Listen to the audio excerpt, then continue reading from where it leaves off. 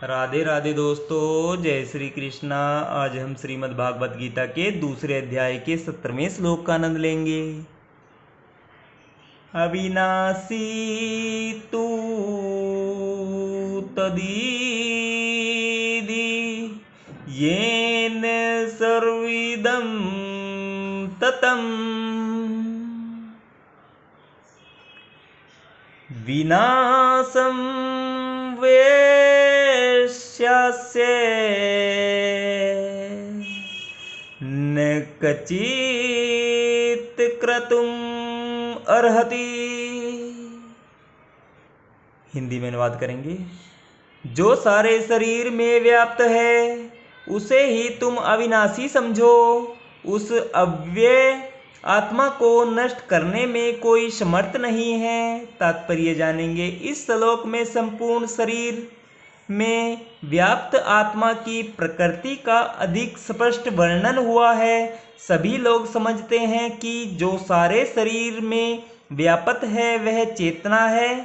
प्रत्येक व्यक्ति को शरीर में किसी अंश या पूरे भाग में सुख दुख का अनुभव होता है, किंतु चेतना की यह व्याप्ति किसी के शरीर तक ही सीमित रहती है। एक शरीर के सुख तथा दुख का बोध दूसरे शरीर को नहीं हो पाता। फलतः प्रत्येक शरीर में व्यष्टि आत्मा है और इस आत्मा की उपस्थिति का लक्षण व्यष्टि चेतना द्वारा परिलक्षित होता है। इस आत्मा को बाल के अग्रभाग के 10,000वें भाग के तुल्य बताया जाता है। श्वेताश्वतर उपनिषद में इसकी पुष्टि हुई है। बालाग्रशत भागस्य सतदा कल्पितस्य च भागो जीवः सविज्ञः चानत्याय कल्पते। यदि बाल के अग्रभाग को 100 भागों में विभाजित किया जाए और फिर उनमें से प्रत्येक भाग को 100 भागों में विभाजित किया जाए तो इस तरह के प्रत्येक भाग की माप आत्मा का परिमाप है। इसी प्रकार यदि कथन निम्नलिखित श्लोक में मिलता है, केशाग्र सत भागस्य शतांश सांसात्मकः जीवः सूक्ष्मं स्वरूप्यं संख्यातीतो हि चित्कणः।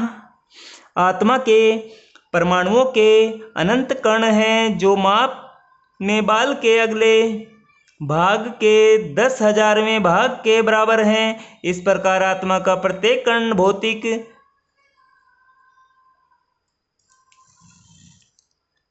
परमाणुओं से भी छोटा है और ऐसे असंख्य कण हैं। यह अत्यंत लघु आत्म स्फुलिंग भौतिक शरीर का मूल आधार है और इस आत्म स्फुलिंग का प्रभाव सारे शरीर में उसी तरह व्याप्त है जिस प्रकार किसी औषधि का प्रभाव व्याप्त रहता है। आत्मा की यह धारा, विद्युत धारा, सारे शरीर में चेतना के रूप में अनुभव की जाती है और यही आत्मा के अस्तित्व का प्रमाण है। सामान्य से सामान्य व्यक्ति भी समझ सकता है कि यह भौतिक शरीर चेतना रहित होने पर मृतक हो जाता है और शरीर में इस चेतना को किसी भी भौतिक उपचार से वापस नहीं लाया जा सकता। अतः यह चेतना भौतिक संयोग के फलस्वरूप नहीं है अपितु आत्मा के कारण है। मुंडक उपनिषद में सूक्ष्म आत्मा की ओर अधिक विवेचना हुई है। एषोऽणुरात्मा चेतसा वेदित्व्यो यस्मिन् प्राणः पंचधा समीवेश प्राणैश्चितं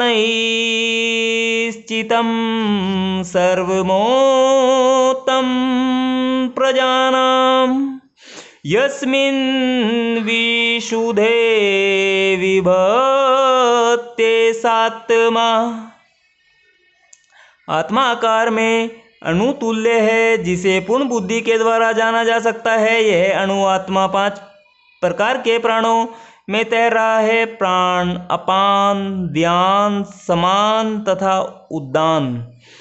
यह हृदय के भीतर स्थित है और देहधारी जीव के पूरे शरीर में अपने प्रभाव का विस्तार करता है। जब आत्मा को 5 वायु के कल्म से शुद्ध कर लिया जाता है तो इसका आध्यात्मिक प्रभाव प्रकट होता है।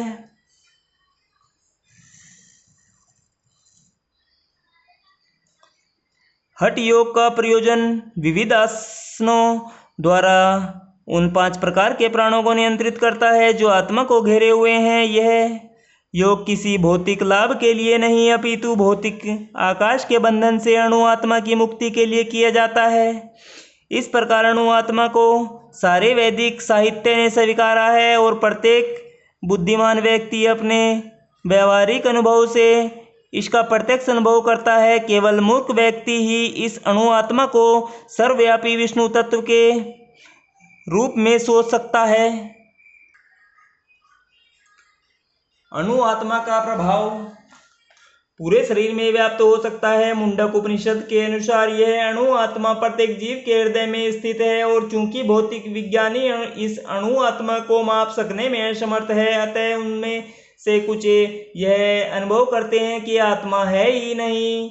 व्यष्टि आत्मा तो निसंदेह परमात्मा के साथ साथ हृदय में है और इसलिए शारीरिक गतियों की सारी शक्ति शरीर के इसी भाग से उद्भूत है। जो लाल रक्त कण फेफड़ों से ऑक्सीजन ले जाते हैं वे आत्मा से ही शक्ति प्राप्त करते हैं। अतः जब आत्मा इस स्थान से निकल जाता है तो रक्तोत्पादक संलयन बंद हो जाता है। औषधि विज्ञान लाल रक्त कणों की महत्ता को तो स्वीकार करता है, किंतु वह यह निश्चित नहीं कर पाता कि शक्ति का स्रोत आत्मा है। जो भी हो, औषधि विज्ञान यह स्वीकार करता है कि शरीर की सारी शक्ति का उद्गम स्थल हृदय है।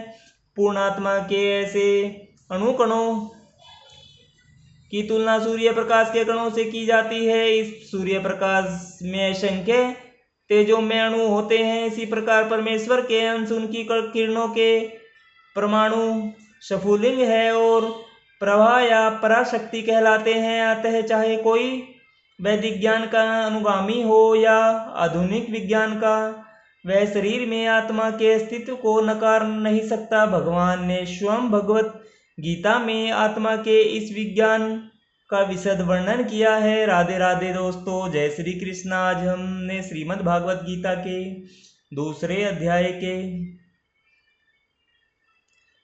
17वें श्लोक का आनंद लिया है।